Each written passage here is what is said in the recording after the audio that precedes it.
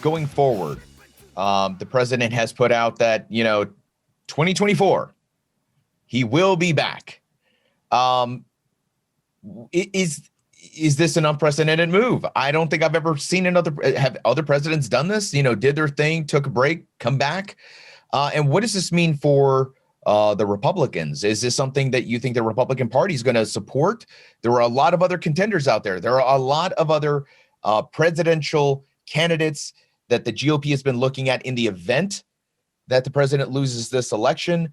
I don't think many people were thinking he would even suggest the notion of a 2024 run. Take us through your thoughts, Mr. Carroll. So it's certainly legal, and it's been done once before. Grover Cleveland served 2 non-consecutive terms back in the 19th century. So even with the way the Constitution's been amended since, there's no legal bar to President Trump running again. Had he been convicted after his impeachment, he would have been constitutionally barred from any federal office, but that didn't happen. So I'm almost certain that he's going to declare that he's a candidate for 2024. He declared his 2020 candidacy the day after he was inaugurated in 2017, I believe. It gives him the ability to raise money. So I think he'll certainly do it. He enjoys campaigning. He's not much for governing or some of the other aspects of the office, but he really enjoys those rallies. Do you think the GOP is going to support this? Do you think the GOP is going to jump on board and be like, yeah, 2024, Trump, let's do this thing? I think it's a terrible idea, and I think they will. I was speaking to a person last night who has pretty direct insight into the thoughts of senior GOP leaders. And he doesn't like President Trump, but he said he was able to get 70 million votes, even despite everything that's going on. Down ballot Republicans running for senator, congressman, governor want to be seen as on his side for fear of angering the GOP base. So he'll run again, and they'll likely support him again.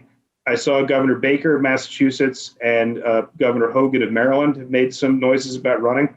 I would enthusiastically support either of those candidacies, as opposed to going through Donald Trump again.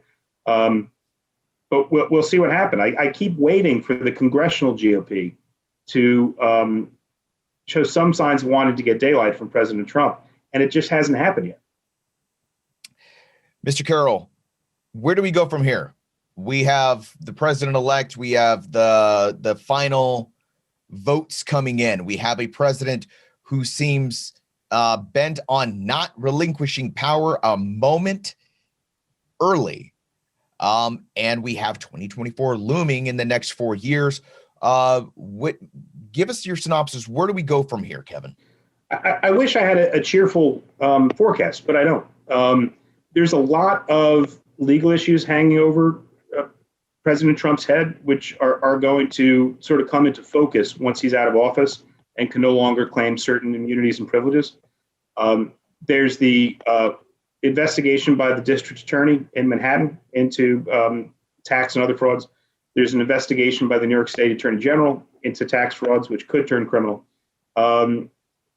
Many people believe there's a sealed federal indictment waiting for him in the Southern District of New York over frauds and conspiracies related to paying off Stormy Daniels and Karen McDougal.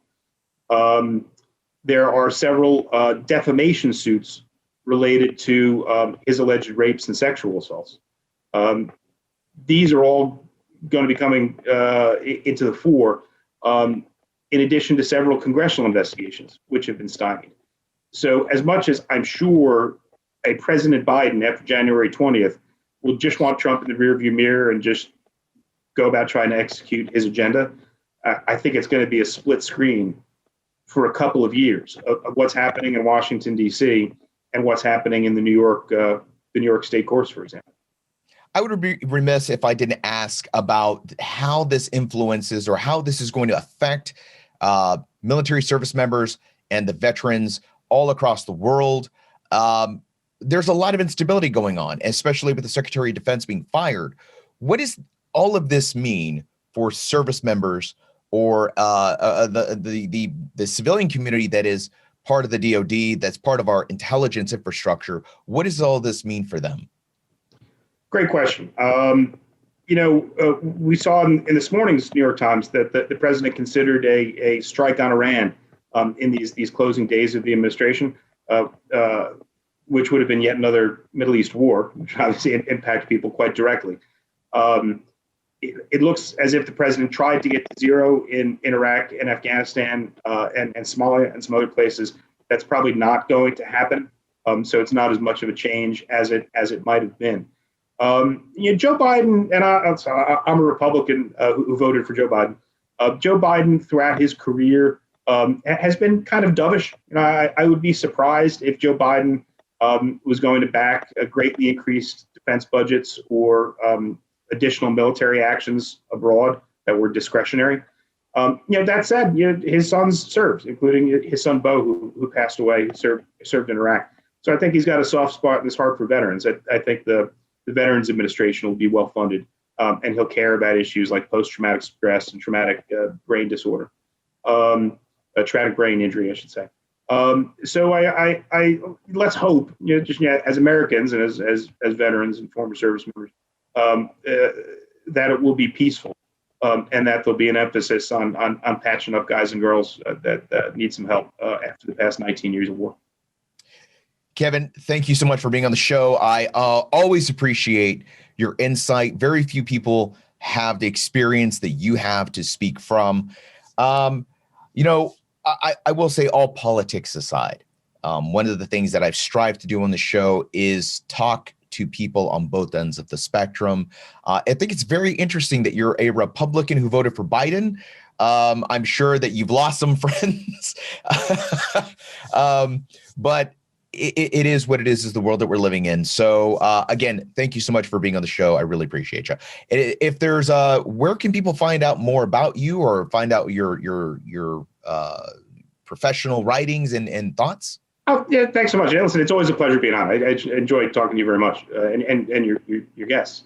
LinkedIn, look me up on LinkedIn. Kevin Carroll. I'm at the Wigan and Dana law firm. I keep all the stuff that I write for the Washington Examiner and other places up there. And happy to talk to folks anytime, especially you. Thanks, man. And we'll make sure we put a link to your LinkedIn in the show notes.